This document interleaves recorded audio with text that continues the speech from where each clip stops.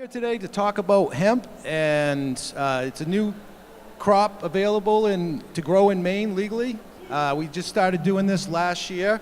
We had one grower last year that was licensed to grow that actually grew hemp, and that was Steve Zenos. And this year, our program in Maine issued 49 licenses and to 31 different individuals. It's grown quite a bit since last year, and I think we're going to see next year it's going to be a whole new level that the growing as far as hemp goes. We've got a lot of commercial opportunities here, and as far as opening up new sources of CBD and also give some of the farmers that are having such a hard time in Maine an opportunity to grow something where they can actually make a decent profit and they don't need to rely on federal subsidies or something.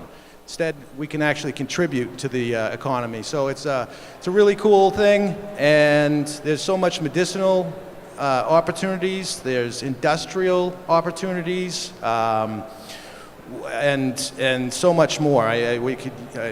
But I'm not going to go on forever about this. We got a couple guests here today, and first guy I want to introduce is Cliff. He's from Wild Folks Farms, right? And he grew hemp this year. I think you guys did what, a quarter acre? Or? Two-thirds of an acre, yeah. And you guys are operating out in Benton, and this is John. John's from Massachusetts, and he's more of an activist, consultant, a hempologist. He knows a little bit about everything, no matter what you're doing with the hemp, whether you're growing it or processing it or whatever. So I guess why don't you tell us a little bit about what you do, John, and we'll just start from there. And here. There you go. There we go. It's nice to be at the East Coast Cannabis Conference, first conference. Yeah. I want to thank everybody, Josh, for inviting me up here. It's great to come up to Portland, see a lot of the cannabis activity. We're from Boston, and I've been putting together the cannabis curriculum, which I'm trying to increase research into all aspects of cannabis. Industrial hemp, medical marijuana, and we're trying to end cannabis prohibition so that everybody can have access to this. So basically trying to end the stigma, trying to make people proud to be cannabis consumers, and also to take advantage of the environmental and economic benefits of industrial hemp. The hemp plant, cannabis plant is amazing. You can do so many things with it, and we'll be talking about some of those today. So I'm very happy to be here. Thank you. All right, and Cliff, why don't you tell us a little bit about what you're up to? Sure. So we're up in Benton, Maine, and we're technically an industrial grower of hemp. But what we're really trying to do with our hemp is get it out to people for research purposes and medicinal use. Now, we're going to be marketing this in a lot of different ways. And so it's not just going to be through caregivers and dispensaries, but we're also hoping to have some legal products on shelves and on our website so we can get this stuff to as many people in state as possible. And then we're going to collect anecdotal evidence from as many of those folks as we can, just to try to get more of words of response, how people are using this medicine and how their bodies are responding to it. This year we had 2/3 of an acre farmed out with hemp. We started with 500 plants. We got 420 of them to fruition. So we yielded about 1,000 pounds of extractable material. Most of this is about 13% CBD, under the legal limit of the 0.3% THC. So our extracts are coming out at about a 37-to-1 ratio of CBD to THC, which is ideal to use on its own or mix with other people's THC products to try to get a more balanced ratio. And so that's what we're doing. We're also working with Dawson some, hopefully in the upcoming year, to get a rehabilitation center going up in Unity, try to get people off of some Suboxone. So we've got a number of irons in the fire, but we're really focusing on trying to get organic, locally grown medicine to as many people as possible. Cool. So, so you guys grew a unique style this year. A lot of people in Maine, I actually have the list of all the people that have licenses in Maine, and just about all of them just planted seeds and didn't really do anything special, but over at Cliff's place, they took it to the next level, and they actually started them off real small in cups, transplanted them into organic garden beds that had been previously used for many years to grow vegetables in, and you guys walked away from the program, the farmers market program, right? Which was pretty much your bread and butter up until this year, and so. Yeah. So they took the gardens over with these monster hemp plants that literally did not look like hemp. It looked like cannabis. It was, I'm talking 6-7 feet wide, 8 feet tall, stalks like you almost need a chainsaw to cut down. And so it was really cool to see what they did with that. And plus they grew certified clean cannabis, and they're members of the MOFCA program, which kind of takes it to the next level. John, as far what are some of the things that you've done as far as like hemp? You're from Massachusetts, right? Yep. What have you worked on for projects down there?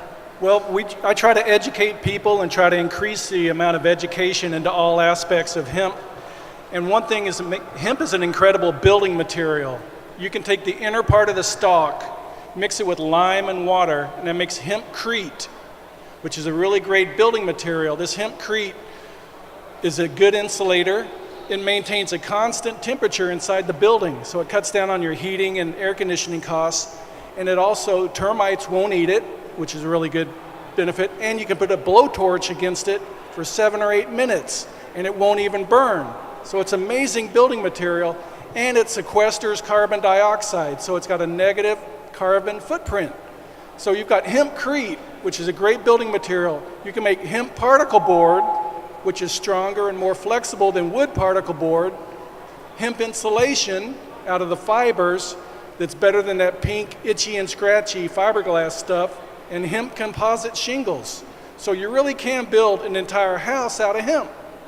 And if you're in construction, or if you're an architect, I challenge you to incorporate hemp into an upcoming project. That would be really great. And that's all part of the cannabis curriculum, is increasing the use of hemp throughout society and all different industrial applications. And inside your house, you can lay down hemp carpet, put up hemp curtains, put hemp upholstery on your furniture, and even make countertops. They have composite material countertops, which is amazing. And you can even heat your house with hemp seed oil, biodiesel, or the pellets. Inner part of the stalk, you can make pellets for your wood burning stove, which you use a lot up here in Maine. So it's just amazing, all the different aspects of hemp in the architecture and construction industry. So hopefully we'll see a little bit more of that in the future. That's awesome. That's awesome. I'm visualizing this organic house with organic everything, hemp. That is so cool. As far as your crop went this year, Cliff, what would you say to somebody that might be interested in growing a crop next year and getting into this hemp industry? What was some of the biggest things you learned growing this year? The most important thing moving forward is people are going to want to have certified genetics. Now, if this means that they're getting it from a seed source that's reputable, that's fine. But we had our success specifically because we were growing from our own clones. And so if you can start your clones indoor and transplant, you're going to have a significantly bushier plant. It's going to be stronger. You're going to know those genetics, and you're not going to have the pesky pollen. So you're not going to have any males to weed out or thin. So as long as you're growing in a relatively isolated area, you're not going to have to worry about any seed weight. So you'll have a cleaner product that's going to mature without getting seedy. Our biggest issues this year were definitely root rot and borers. And so having healthy practices, we found that in our no-till clay soil here in Maine, we've got to be very careful over watering, and so we ended up doing more foliar feeding than we initially thought we were going to. But we got almost all of our plants to fruition and maturation using those techniques. So next year we're probably going to do something as far as making berms or taking drainage between the rows of our plants without having to till the soil. We still want to use the native clay that we have here in Maine. So that's going to be a big hiccup moving forward, but we think that we can tackle it. I think for everyone, it's important to try to adhere to the organic standards. Because we're growing medicine here, we don't want it to be covered in pesticide. We don't want it to be grown in poor quality soil. we have the opportunity here to move forward with something and do it properly, I think we should. Cool, cool. So I kind of grew some hemp this year too. I didn't do it like you guys did, but the one thing I want to point out that I am definitely learned this year is it's a good idea to get your soil tested in your field, as far as the nutrient content and whatnot, and the pH level and stuff, because I didn't really do that, and you could totally tell where my field had good nutrients and where everything was happy and healthy, and then certain sections of my field were too much clay, or the pH was messed up, or just not enough nitrogen and whatnot. And so that's the big thing I'm going to change next year is till up the soil with some fertilizer and make sure I got my pH level somewhere close. Also, I want to take this opportunity to make a quick public service announcement. There's a couple things we're dealing with in the hemp industry here in Maine that are kind of roadblocks that kind of prevent the industry from taking it to the next level. One of the things, they don't allow for indoor growth, which is going to be a big complication next year when people want to start their seeds early in a greenhouse or something. They consider that indoor growth. So another thing, you can make clones yourself, but it's another challenge to be able to do that and pull it off with the outdoor weather without using a greenhouse or something. So it was somewhat of an obstacle, I think, for you guys this year. And so there are two bills that are coming out this year in this year's legislation. One of them is LD 742, and the other one is LD 1611. And both these bills pretty much take care of a lot of the issues I just mentioned. The indoor growth, you're allowed to now make clones, and you can sell seeds and clones and whatnot. You can also, another thing they take care of in this bill, we're not allowed to legally sell for commercial purposes. It has to be a sale that would only be for research purposes, so to speak. So we have to somehow, we got these stupid loopholes we have to work with, and these two bills are gonna fix that for the whole industry. Also processing, which is a big thing, it kind of clears up some of that stuff. So it's important, if it's something you're interested in getting into, that you get involved on all levels, because the future of the business depends on how well Augusta's educated. And if you get behind these bills and contact and get in touch with your senators and representatives and stuff, we can make good positive change, and without the bureaucrats, making rules and stuff that really mess the program up. Can I just say something about that? Yeah, why don't you tell us something? I just about want to chip in on that. We are creating an entirely new industry from the ground up, and we're creating new regulations, but we want to make sure there's not too many regulations or too much red tape. We're not talking about plutonium here, people. We're talking about a plant, a crop.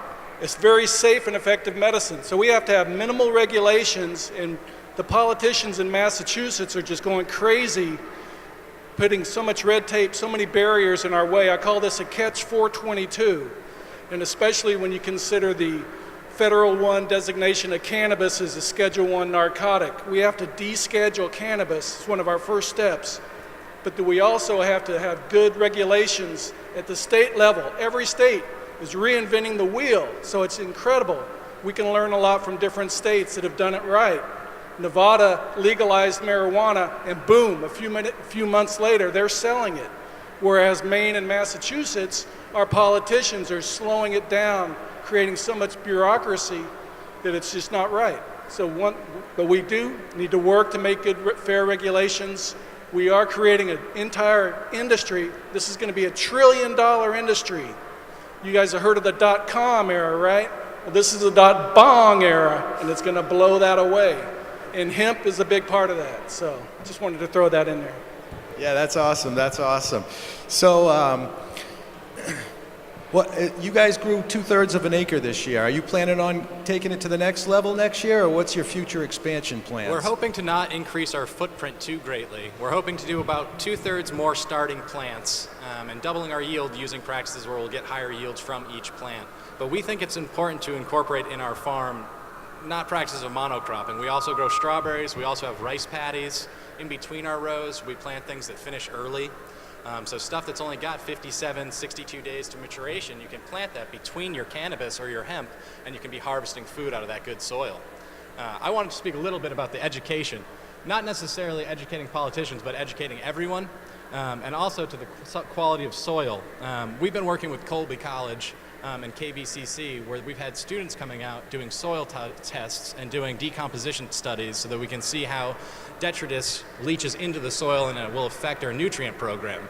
So if one portion of our farm is having more leaching into the soil from the detritus, we won't have to feed it as regularly, or if an area is leaching water away and nutrients away more quickly, we'll feed it more often.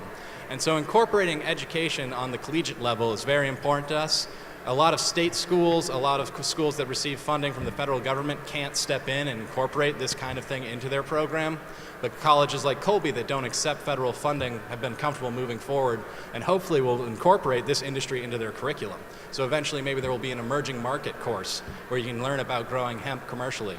But right now what we're doing is getting as many students involved as possible, so in the next few years as there are more rollouts, there are people that are educated on a higher level that are moving into the marketplace, know how to speak the language, know how to do this scientifically, not just as farmers, the way we've been doing it.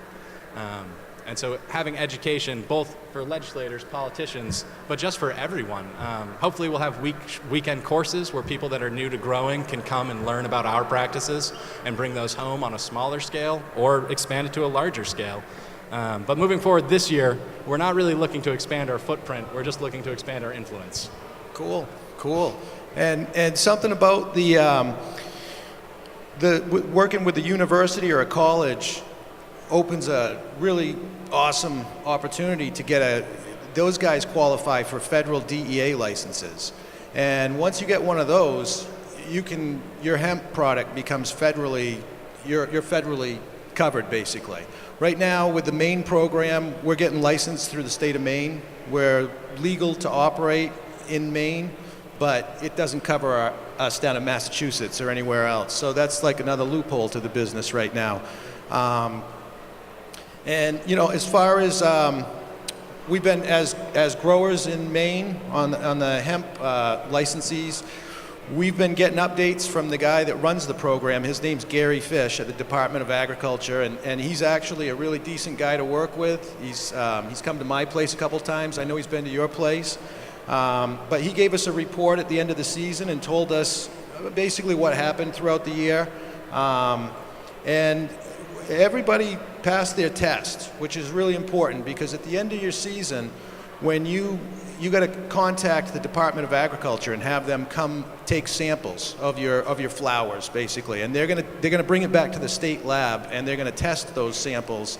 And based on the average of all the samples they took about a dozen from my field, I think. They average it all together, and you have to be 0.3% or less THC. If that doesn't happen, if you're above 0.3%, then what it calls for is to destroy your whole entire crop. So that's one of those stupid Augusta things, like it's still medicine. There's got to be something we can do other than just chop it down and burn it. But these are the things that we need to be on top of for our future to make sure we don't have stupid laws and stupid rules that really just screw up a great new opportunity for the whole state of Maine.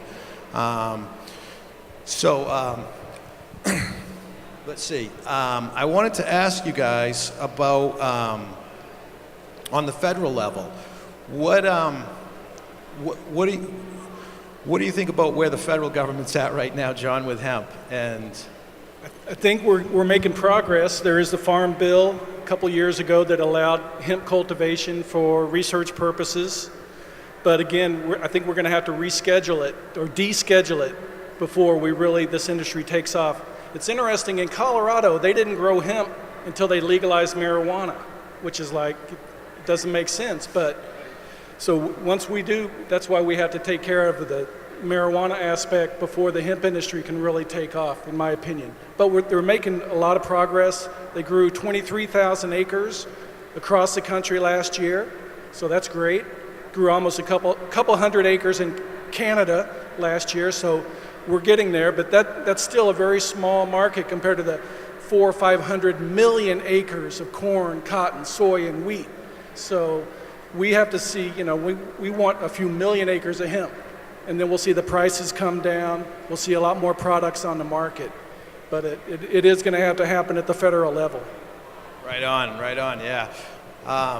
Yeah, and I think that will be a game changer when we start to get to the point where we just deschedule this crap and stop treating it like it's some sort of dangerous substance, I guess. It's kind of the way I feel when I have to apply for a license to grow a plant. Right, and the whole 0.3% THC law, that's an arbitrary limit that the government puts on there. So just because it has 0.4% doesn't make it not hemp. You could have 10% THC cannabis with long stalks and still make hemp products out of it. Because the hemp comes from the stalk, it comes from the seed oil, it comes from the root, makes a really good salve. So the cannabinoid content of the flower is irrelevant to whether or not it's hemp or not. And that's a problem with Maine growers, I believe. You have a lot of stalks, you call it's waste product now. You got thousands of pounds of stalks, and that's hemp. We should be able to turn that into hemp products. So that's a whole nother revenue stream that we should utilize from this plant, from the medical grows. Right on. One thing I got to say that I'm a medical marijuana caregiver, so we kind of all work together, I guess. But one thing I noticed from a lot of the medical marijuana growers in Maine is there was a lot of concern about pollen contaminating medical marijuana crops that are high THC, and they're getting this hemp pollen in. And so, one thing, a unique strategy that Cliff's Farm took up this year. You want to talk about that a little bit? Well, we just used clones, and then we used genetics that specifically finished late. And so when most of the local pollen or strains that people in Maine would be growing were sending out their pollen, we were not yet mature enough to be fertilized. So we had to push our harvest date a little further back than we were comfortable with, but we lucked out this year with a warm autumn, and we had almost 0% fertilization. We had almost no seeds in our entire stock. And so that's the approach we took. But it might not be the best way to handle it statewide. We really just need to educate people on how to identify and remove their males, and make sure that people aren't growing plants that they're then neglecting. And so some regulation just to keep the air clean, but not so much that people can't be doing what they need to do at home. I think out west hemp crops have to be a certain distance from medical crops, like a mile or 2 miles. So again, since we're creating this whole industry from the ground up, we're learning this. Everybody's learning this as we go. So we have to figure out what works best for everybody.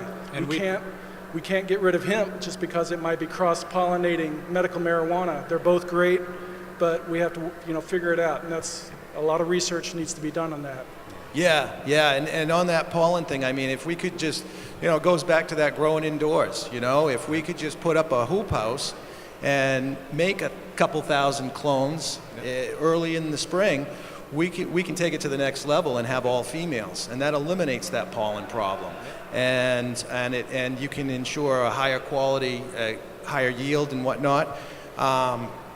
One thing that's really awesome about hemp is it's very drought resistant. It's very the pest resistant, I guess, and as well as disease resistant is what I'm really trying to say. And you don't have to use as many herbicides, because you grow hemp really close together. You plant it really close together so it grows straight up, and there's no competing weeds. So you don't have to put herbicides on the crop, on the ground. So it's a lot better for the soil.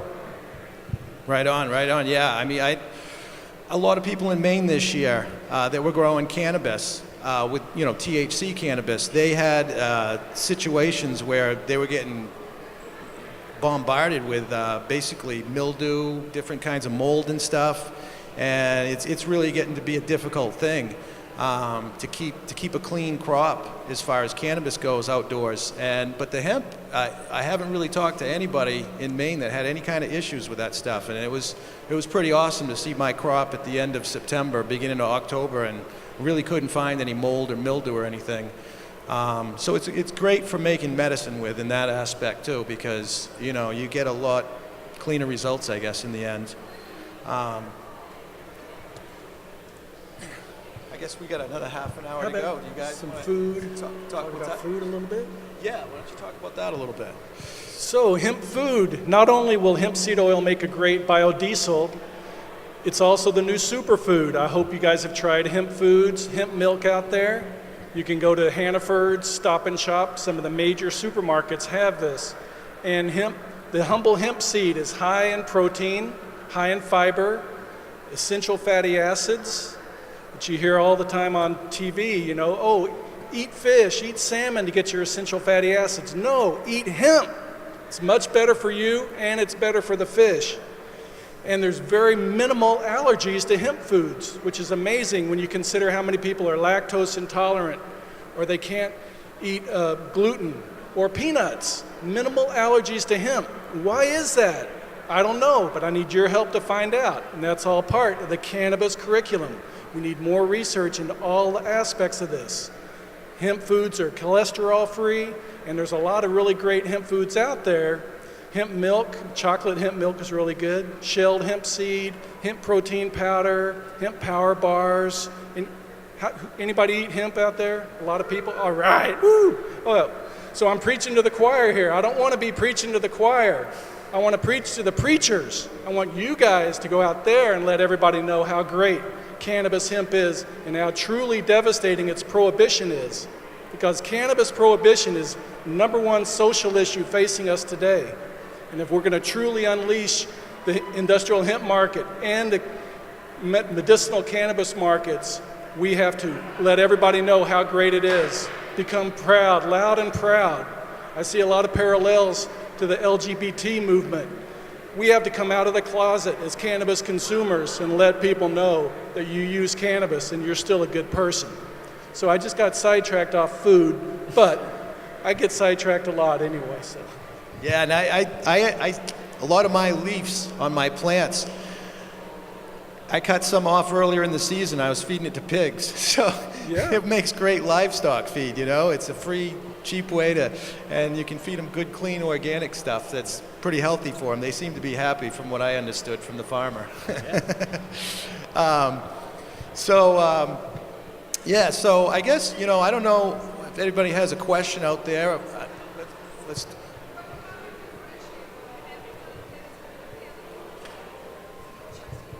The difference between hemp and cannabis. You want to explain that, John? I'll take a stab at that. Hemp is cannabis. Cannabis is a species, okay? And the scientific name is Cannabis sativa. Sativa is the Latin word for cultivated. So they used to call it useful plant, Cannabis sativa. Now they call it the devil's lettuce, pot, dope, reefer. They even rebranded it marijuana. But the species is cannabis. The only difference between marijuana and hemp is the cannabinoid level in the flower. As Dawson mentioned, cannabis with less than 0.3% THC qualifies as hemp. Usually cannabis with higher percent of THC is marijuana, 10%, 20%. But it's all cannabis. It's all the same plant.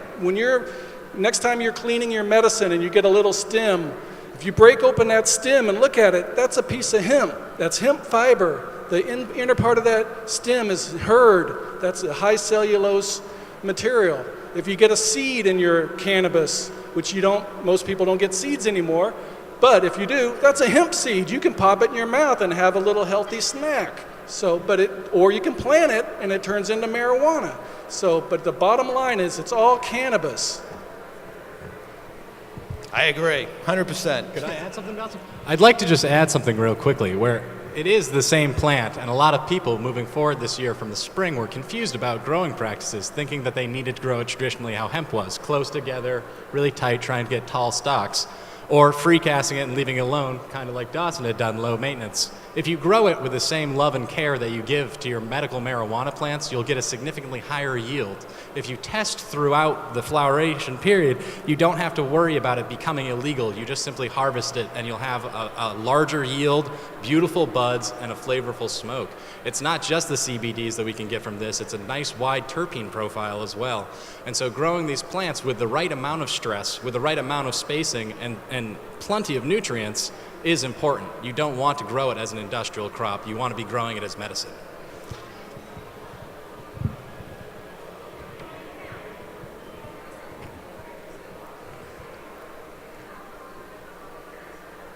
Yes, unlimited. It goes by your acreage that when you apply for your license. You want to talk about that, Cliff? I don't know all of the details about that. We applied for 1 acre. We grew on 2/3 of an acre, and we're not planning on expanding next year. We do know that there are going to be some very upscaled grows next year. I think there are 4 that are going to be planning on doing plus 35 acres, 2 of which are, the upward limit is just 50 plus.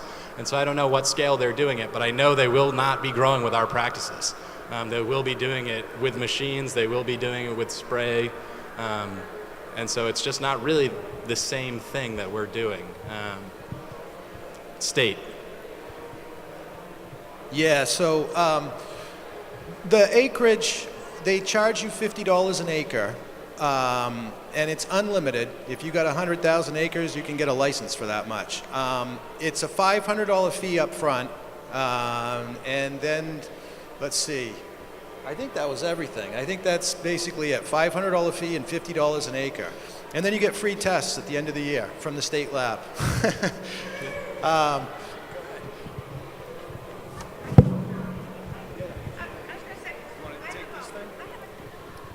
have a twin sister and her husband want to grow up because their kids are disabled pretty bad. So she wants to do marijuana. She lives, I won't say where, but they have the place to grow it. But where can she get the information to get a head start on doing this?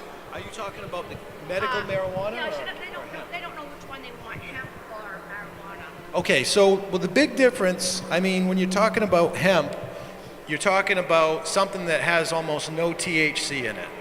So that's going to be mostly, it's all CBD pretty much, mostly is what you're going to get. Yeah, so you could grow that. I mean, it's supposedly supposed to be for research purposes, so I guess you could do research with your patient, but... Or your personal 6 plants can be hemp.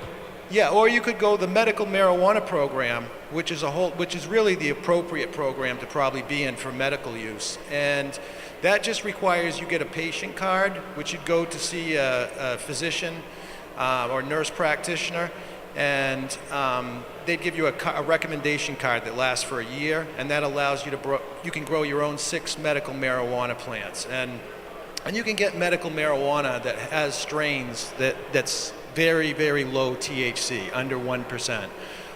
That's something that's quite a few of them in Maine now, and you can reach out to some of the organizations like MMCM or CCM, and you can get a lot of assistance from friendly other patients or caregivers that will help you get your plant started, donated, or seeds or some sort of thing like that. Yeah, so as far as hemp rotation goes, how are you going to handle that in the years to come? In years to come, we're planning on using, how our farm is currently broken down is about 1/3 of the farms, like growing plots, are for hemp. We have 9 patties for rice, and then we rotate our strawberry crop.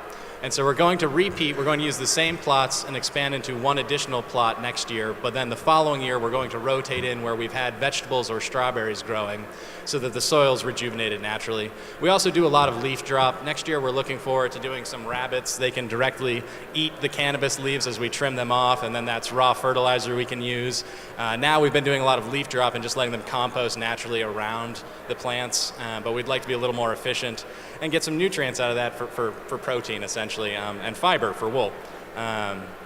Rotation's pretty simple, though. It's just going to be choosing the plots, that we used this year, we're going to keep half of them the following year, and then the half that were changed out, so on, so that every year, not this year, following this year, we won't be growing hemp where hemp has grown the prior year. Cool. Yeah. So, John, as far as like, I mean, I see Maine as like a great opportunity for hemp and vice versa. And we have all these, a lot of people talk about the old paper mills and stuff that are shut Right. down, and we got these huge fields up in northern Maine with farmers can't make enough money growing potatoes or whatever. What do you think about that in Maine and the future of that? Right. Well, I call it hemp's the green buffalo. Native American used the entire buffalo to survive, and you can use the entire cannabis plant to survive.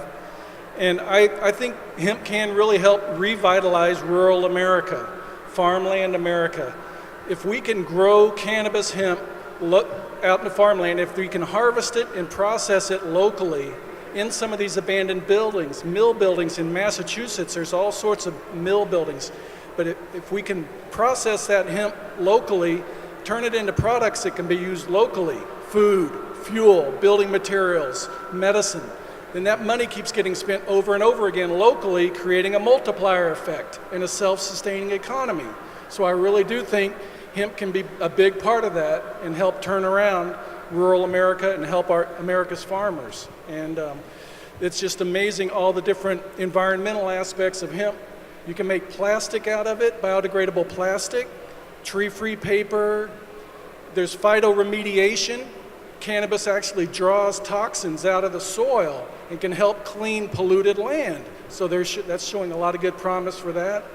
Car makers are using hemp fiber in their automobiles for inside panels because it's stronger, it's more flexible, it's lightweight, and it's biodegradable. So it's amazing. So there's so many environmental uses of hemp out there. So it's just going to be a great thing. Yeah, that kind of like goes right into what the next thing I was going to talk about is, you know, we have all these awesome products we can make with just a plant. But I think a big problem for making those awesome products is the equipment and the infrastructure, so to speak, the processing, the harvesting. On a farm level, you guys took down a lot of big trees this year. What were some of the big obstacles that you found were very labor intensive or some things like that? Just labor hours, doing everything by hand in no-till soil with no machinery. It's a lot of hands-on work. We were constantly defoliating later in the season. We were trying different stress techniques in our plants, combating wind. We would get root snap if we didn't stake up next to the plants and then strap them on.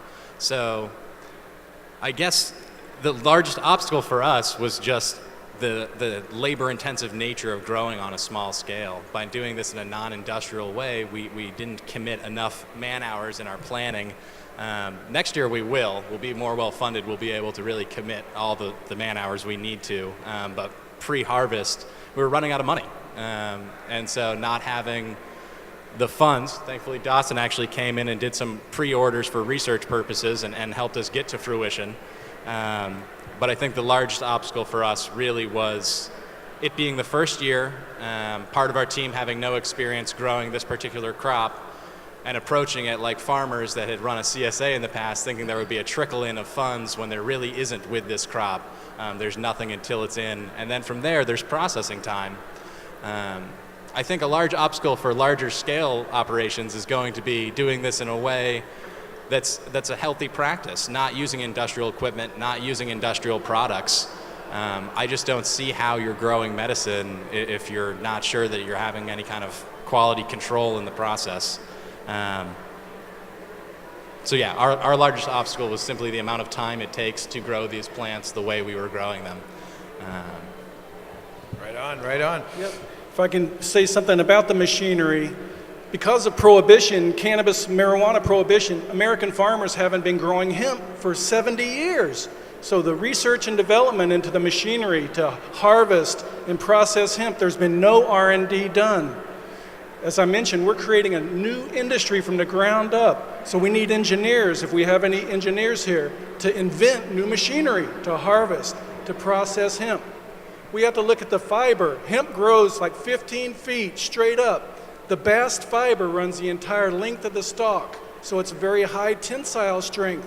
It's good in composite materials. We need research. We need to figure out how to utilize this plant. The bast fiber, there's a researcher in New York who's finding it could be a replacement for graphene. Graphene is used in batteries and supercapacitors, but we might be able to make a much cheaper power source out of hemp fiber, which is amazing. But there's a lot of research that needs to be done, and that's all part of the cannabis curriculum. Right on, right on.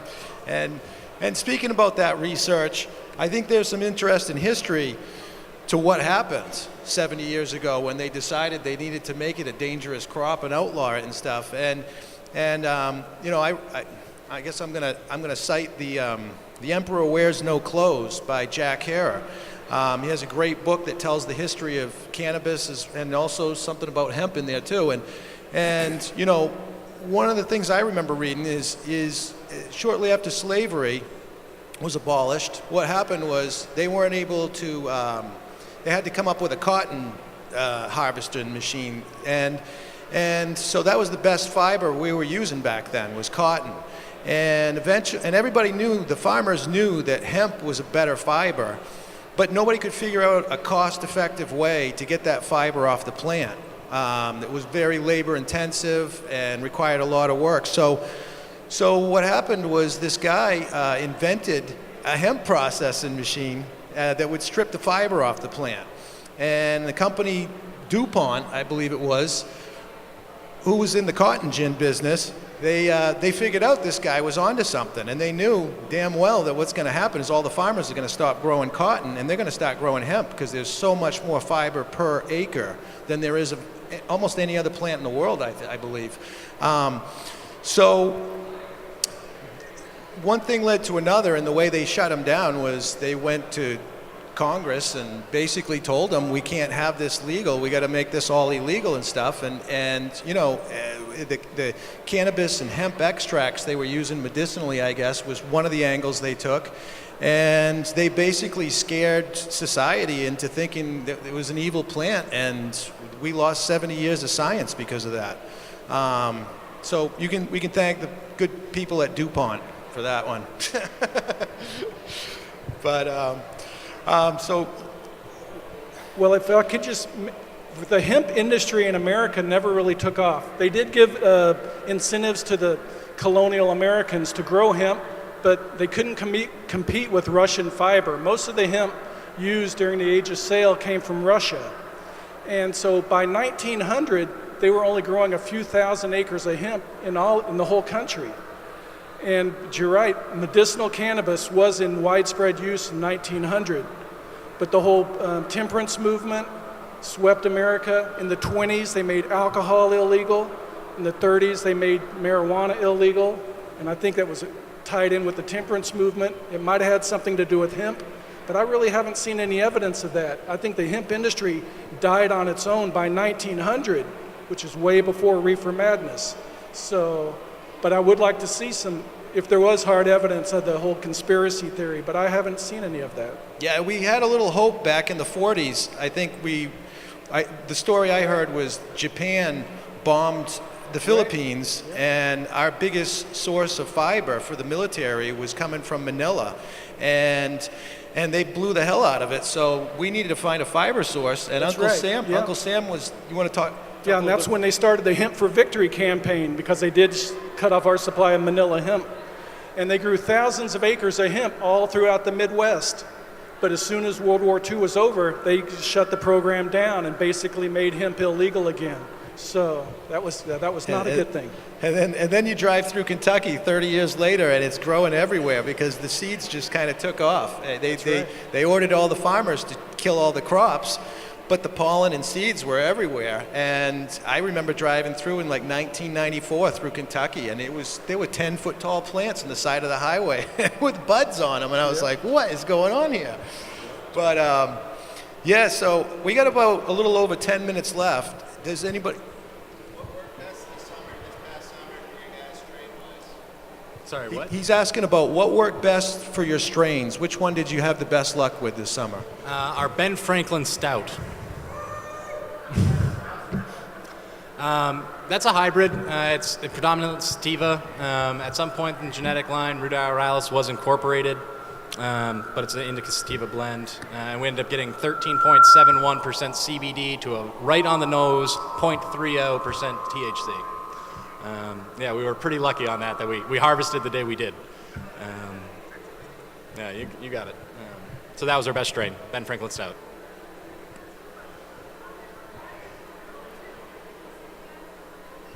She's asking about what's the advantage of a no-till? The advantage is more in a permaculture sense. It's better for the actual piece of land. And so we're not disturbing the natural stratification in the soil. So as leaching occurs, you don't have this constant alluvial layer that's being churned up. You have different stratification throughout, so the soil's leaching naturally.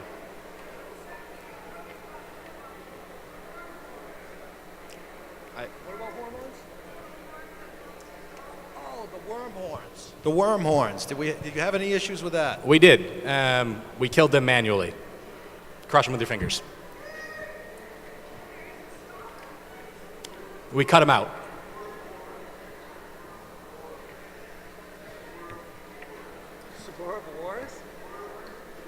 Oh, worm borers. Yeah, worm borers. Okay.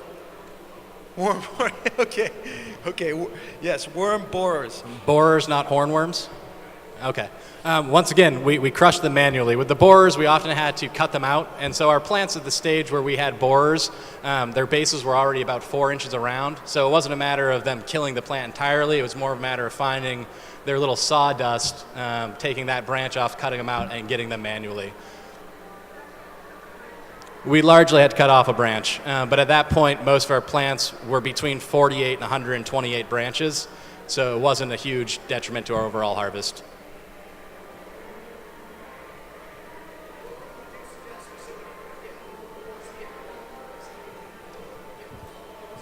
Go to the Wild Folk Farm website, and we're going to have weekend workshops in the spring. Yeah, so he's asking, how do you get started in the hemp program? And so Yeah. they're going to have a workshop. We're going to have a series of workshops this spring, and that would be my suggestion on how to get involved. Wild Folk Farm. There's also a couple other groups out there. I know Erica Haywood, I believe, has a program going with Love Grown Hemp or something like that, and she's offering some sort of thing like what you're doing. And there's an organization in Maine now. They're called iHemp, and for people who are seriously into getting into this industry, or somebody that's already in this industry, and they're starting to have meetings on a regular basis. One thing I want to point out before we wrap this up here in just a little bit, if you're thinking about hemp farming this year, one of the scary things for me was, well, what happens if at the end of the year my flower tests a little too high and I lose my whole crop or whatever happens. But the program is set up is pretty cool the way they set this up in the rulemaking. They allow for you need to get tests done within 30 days from your harvest date. So that gives you the opportunity to get the Department of Ag to your crop in, say, early September, when you still need another 3 or 4 weeks to ripen everything up. And your test results are going to show a lot less THC in it when you test early and the plant's unmature. So that's a good little tip if you're worried about that stuff. You want to make sure your stuff tests properly, and you don't want to lose your crop. You can still make medicine out of it. Like John says, it's still hemp. You can still use that fiber, but you want to do it within the guidelines of the law. And so currently, you're allowed to have them come sample, and you have up to 30 days to harvest all your hemp crop. And that's what the state of Maine requires. You guys had tests done. When did they come to your place, Cliff? I think they came mid-September, and then we ended up having to extend. And we actually spoke to Gary, the head of the department that was regulating all of this, that we were going to have about 1/8 of our harvest come in 5 days after that initial 30-day window, and he showed no concern at all about doing additional tests. It seemed like it was a very friendly program where they were just trying to make sure that everyone was complying. And we had extremely low initial tests. Our finished product came out I think our initial tests were 0.0017% THC, and then, like I said, we ended up right on that line at 0.30. And so doing it early is definitely wise. If we'd gone another few days, we would have broken through that line. And so we tested regularly throughout. We started taking samples after the state came and did our free tests. We did weekly cuttings just to make sure we could track that. And so next year we have information to watch where our compounds peak and then plateau. But everyone should just comply. And Gary seemed to intentionally take a large number of samples from all over the farm and then homogenize them. So it's not this one plant's being tested if it's over. They're all being tested together. So if you have one strain that might be a little higher and one that's a little lower, if your average is below that, you're still safe as far as the state's concerned. So doing maybe one or two strains where one looks like it's going to push that line and two are really safe, that's also a good tip. Cool.